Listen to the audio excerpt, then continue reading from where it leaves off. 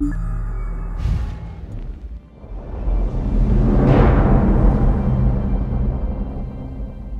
name is Nick Conkle, and I'm lead gameplay designer for the Elder Scrolls Online.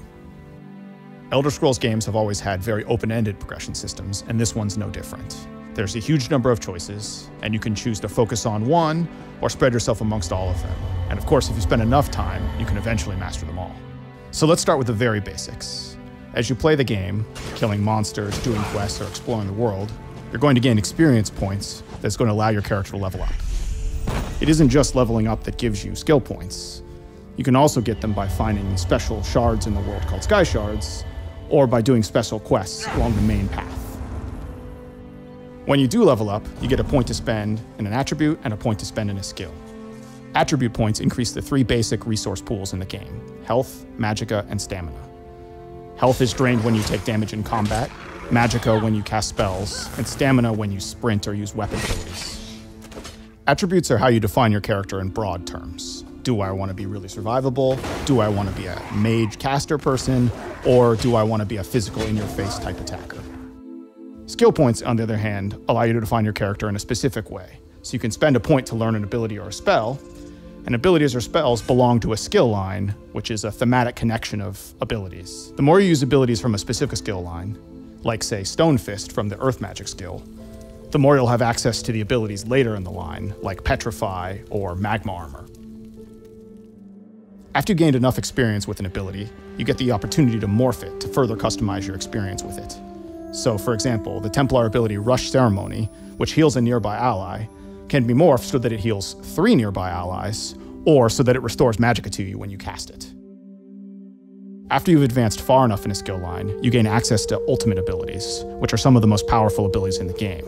Things like Dragon Leap on the Dragon Knight, or Overload on the Sorcerer, or Nova on the Templar.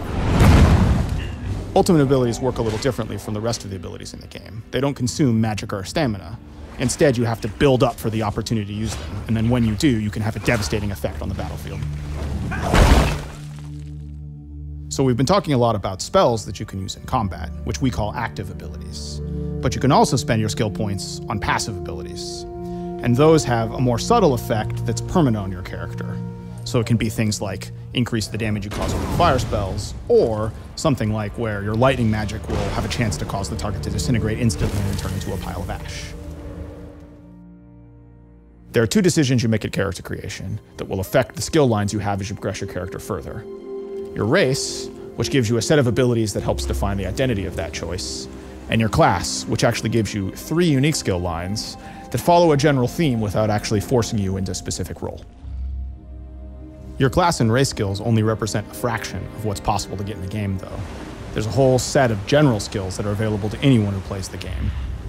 A good example of this is the weapon and armor skills, which every character starts the game with, and anyone can take the time to learn and master.